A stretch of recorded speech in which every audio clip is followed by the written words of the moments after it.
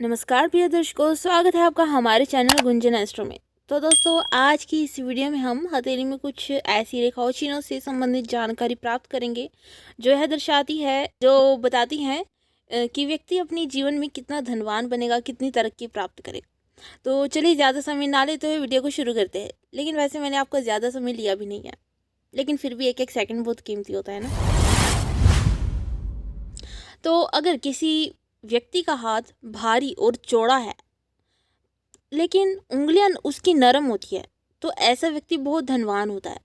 वह अपने व्यापार में काफ़ी लाभ को प्राप्त करता है और अगर नौकरी करता है तो खूब तरक्की भी करता है। अब दूसरा ये, अगर किसी व्यक्ति की जो उसकी जीवन रेखा है, जीवन रेखा जैसे कि आपकी सबसे पहले हृदय रेखा, उसके नीचे मस्तिष्क रेखा और उसी के नीचे मुख्य रेखा बनती है हमारी जीवन रेखा।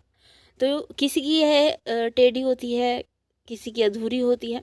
लेकिन यदि किसी व्यक्ति कुछ इस प्रकार से जीवन रेखा गोलाई में है, मस्तिष्क रेखा भी कुछ इस प्रकार से शुद्ध होकर जा रही है और साथ में जो भाग्य रेखा है वो भी बिल्कुल निर्दोष है, एकदम सीध में चल रही है, शनि पर्वत तक जा रही है, कोई भी अन्य रेखा इसको आकर नहीं काट रही है। साथ ही जीवन रेखा से निकलने वाली अगर भाग्य रेखा है, मतलब कि भाग्य रेखा अगर आपकी जीवन रेखा से ही निकल रही है और ये भाग्य रेखा शाखा युक्त हो रही है, कई भागों में बट रही है, तो वह व्यक्ति अत्यंत धनवान होता है। उस व्यक्ति को कभी भी धन की कमी नहीं रहती है। अब कुछ व्यक्तियों का ये भी कहना होता है कि हमारी हथेली में सब चिन्ह बनते हैं, लेकिन हमारे पास तो ऐसा कुछ भी नहीं है। तो हर एक चीज़ का निश्चित समय होता है। किसी को लाभ उसकी युवावस्था में मिलता है, किसी को बचपन की अवस्था में, मतलब बाल्यावस्था में, और फिर किसी किसी को तो उसके बुढ़ापे में ये सुख भोगने का मौका मिलता है। इसलिए इस समय पर यकीन कीजिए और अपने कर्म करते चलिए। अब तीसरा है, अब ये रहा आपकी हथेली में चंद्र पर्वत, जो कि कनिष्ठिका उंगली के नीचे बनता है, कुछ इस प्रकार से इस स्थान पर बनता है। और यदि भाग्य रेखा आपकी चंद्र पर्वत से ही निकल रही हो और हाथ आपका भारी हो, साथ ही अंगूठा आपका पीछे की ओर कुछ इस प्रकार से झुक रहा हो, वही अंतर इंद्रिय ज्ञान रेखा भी उपस्थित हो, अंतर इंद्रिय अति इंद्रिय जो ज्ञान रेखा होती है वो कुछ इस प्रकार से इन दो उंगलियों के बीच में निकल रही होती है, आपकी अनामिका उंगली और आपकी मध्यम उंगली के बीच में से लंबी सी रेखा निकलती है। तो ऐसे में भी व्यक्ति काफ़ी धनवान और प्रतिष्ठित व्यवसायी बनता है। साथ ही धार्मिक मामलों में काफ़ी सक्रिय भी रहता है। अगला है, यदि आपकी हथेली में आपकी भाग्य रेखा एक से अधिक हो, मतलब बहुत वैसे तो नॉर्मली लोगों के हाथों में एक ही भाग्य रेखा होती है, लेकिन कई लोग ऐसे भी होते हैं जिनके हथेली में एक से अधिक भाग्य रेखा भी पाई जाती है। और यदि ऐसी स्थिति है और शनि ग्रह भी अपनी उत्तम जगह पर है, मतलब कि जो आपका शनि पर्वत है आपकी हथेली में, शनि पर्वत मध्यम उंगली के नीचे बनता है, वह भी उत्तम है, उठा हुआ है। साथ ही आपकी जीवन रेखा भी घुमावदार गोल है। तो ऐसे व्यक्ति को भी कभी धन की कमी नहीं होती और वह जिस भी क्षेत्र में जाता है उसे हमेशा लाभ मिलता है, क्योंकि इसका कारण ये है कि शनि पर्वत जो है, शनिदेव हमें धन से संबंधित जानकारी देते हैं और भाग्य रेखा आपकी सफलता को दर्शाती है। जीवन, भाग्य और धन का जब संबंध बनेगा तो व्यक्ति को हर क्षेत्र में सफलता के साथ साथ लाभ भी प्राप्त होगा।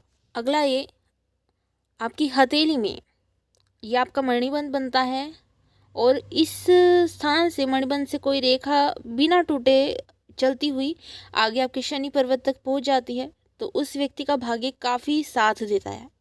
वह हर क्षेत्र में कामयाबी को हासिल करता है। वहीं अगर कोई रेखा बिना टूटे हुए भी सूर्य पर्वत तक पहुंच जाती है, तो यह सूर्य पर्वत आपके, यानी कि ये जो अनामिका उंगली है उसके नीचे बनेगा, और कोई रेखा बिना टूटे फूटे इस स्थान पर पहुंच जाती है तो यह भी बहुत ही शुभ माना जाता है।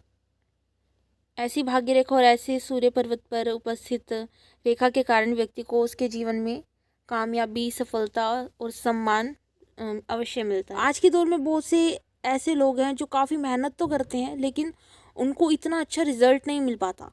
और वहीं दूसरी ओर कुछ ऐसे लोग होते हैं जो बैठे बिठाए काम करते हैं, मतलब बैठे बिठाए ज़रा सी बिल्कुल भी नहीं मेहनत करते, लेकिन उनको इतना अच्छा रिस्पॉन्स मिलता है और वो अपना पूरा जीवन ऐश्वर्यपूर्ण व्यतीत करते हैं। और फिर वो दूसरे लोग कहते हैं ना कि हम तो मतलब कि इतना पसीना बहाते हैं, इतनी मेहनत करते हैं, लेकिन हमको भगवान कुछ भी फल नहीं देता है, हमारी मेहनत को बेकार जाने देता है। तो भाई इसमें भगवान की क्या गलती है? भगवान जो है हमारा साथ देते हैं, हमको सेटिस्फाई करते हैं। बाकी सब कुछ हमारे कर्मों पर निर्धारित होता है कि जो हम पिछले जन्म में अपने कर्म कर कर आए हैं उसी के ऊपर सब डिपेंड होता है। धर्म हमें हमेशा शक्ति देता है सब चीज़ों से लड़ने की, अपने अंदर क्षमता बनाए रखने की। लेकिन जो हमारे कर्म होते हैं वही हमारे अगले जीवन में, इस जन्म में भी काम आते हैं। हमारे कर्म हमारे भाग्य को ताकतवर बनाते हैं और जो धर्म है, भगवान की भक्ति पूजा है, वो हमारे मन को ताकतवर बनाती है। इसलिए अपनी तरफ से हमेशा अपने कर्म को अच्छे रखिए, भगवान की भक्ति में भी लगे रहिए। जब धर्म और कर्म दोनों आप अच्छे से करेंगे तब आपका मन ऑटोमेटिकली आपके काबू में आ जाएगा। आपके पास जितना कुछ भी होगा आप उसी में संतुष्टि प्राप्त करेंगे। क्योंकि आज के टाइम में क्या होता है, आज के टाइम में भी क्या शुरू से क्या होता है कि हमारे पास जितना भी धन क्यों ना आ जाए, जितना भी ऐश्वर्यपूर्ण जीवन क्यों ना आ जाए, लेकिन फिर भी हमारा मन सेटिस्फाई नहीं रहता है। हमको फिर भी कुछ ना कुछ और भी ज़्यादा चाहिए होता है, या फिर उसके अलावा और भी कुछ ना कुछ चाहिए ही होता है। तो चलिए, ये तो था एक छोटा सा ज्ञान। इसी के साथ फिर मिलेंगे एक और नई वीडियो के साथ। तब तक के लिए जय श्री जगन्नाथ।